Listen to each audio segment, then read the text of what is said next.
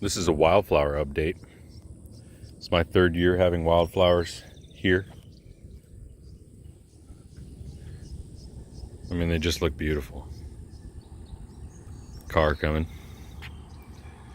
Bluebonnets up the hill over there. Over here. One little larkspur over this way. Let's check it out. And this is year 3. I put one package of larkspur over here.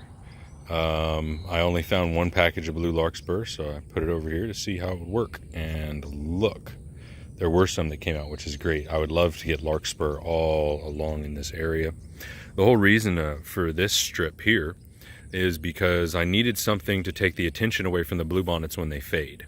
That whole area right there, you can see of elevated grass over there is bluebonnets. It was a really big area this year, and as they go out, they kind of look ratty. So I needed something that would really draw attention away from that area, and those do it right there, especially that mix.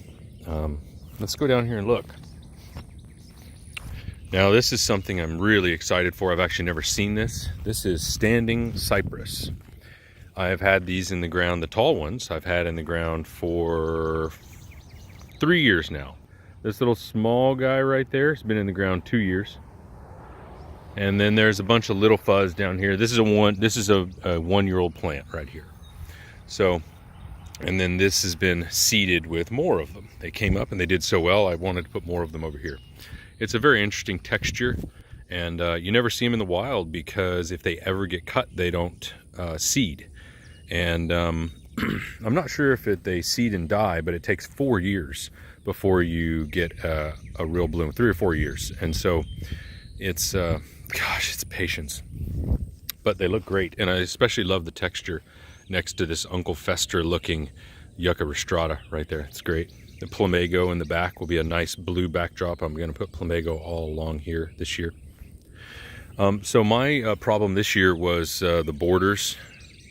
And so there's wildflowers all up to the border, but not on the other side of the border. So as we go through this, you'll see other wildflowers. But these are the bluebonnets.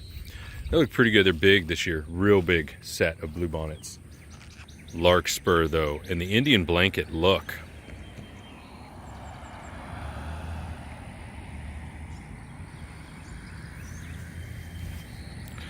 Look at the larkspur. Man, that's awesome.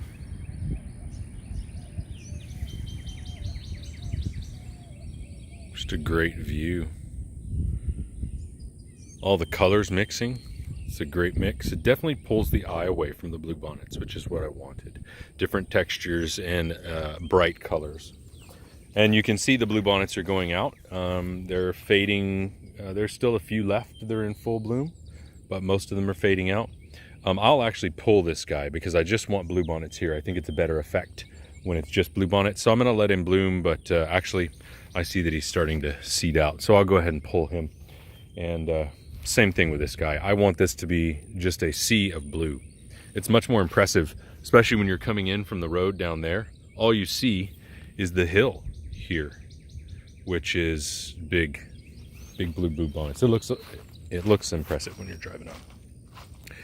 So coming up here on this hill, I have a real hard time cutting this grass, and so I put Esperanza in here. I've got 5 of them. It's going to be an impressive show on this hill and this little area here this year. This was a big focus of mine. There was, again, Bermuda was very pervasive, and I was not going to allow the Bermuda to take over this bed this year like it did last year. So I've got some big friends here, Mexican bush sage. They're growing fast, and you see the Bermuda is small. There's a little leaf that I'm going to pull here as soon as I'm off camera. Mexican oregano right there. That is Mexican mint marigold. And then the Pride of Barbados. There's 5 of them here. And you can see them marked with stones. You can see this one's not marked with a stone. There's 2 more up here. Between the 5 Pride of Barbados and the 5 Esperanzas, it's going to be an impressive show. It's my favorite combination. Over here, we've got some sort of white flowers. I don't know what they are. They're really in bloom this year. I should find out what they are. I want more white in my yard. It's hard to find it. I planted this whole area with sunflowers. And I think I'm starting to see some come up.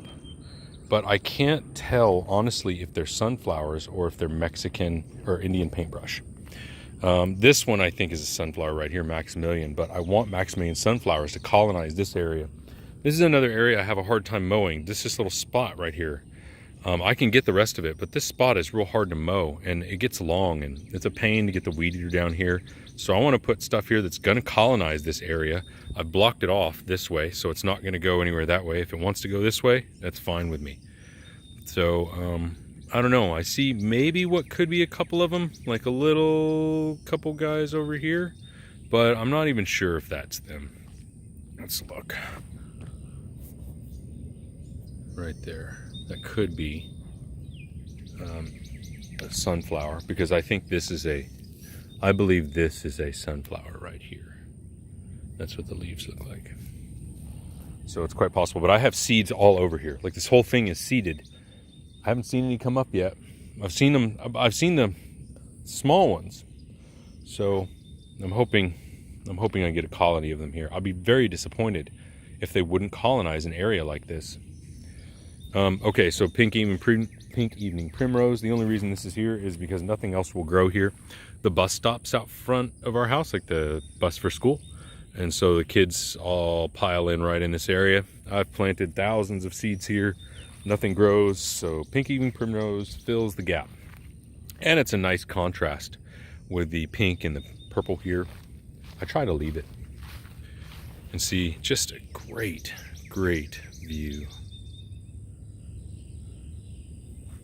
Nice texture. I do love this furry texture. You can see how the leaves are a bit different.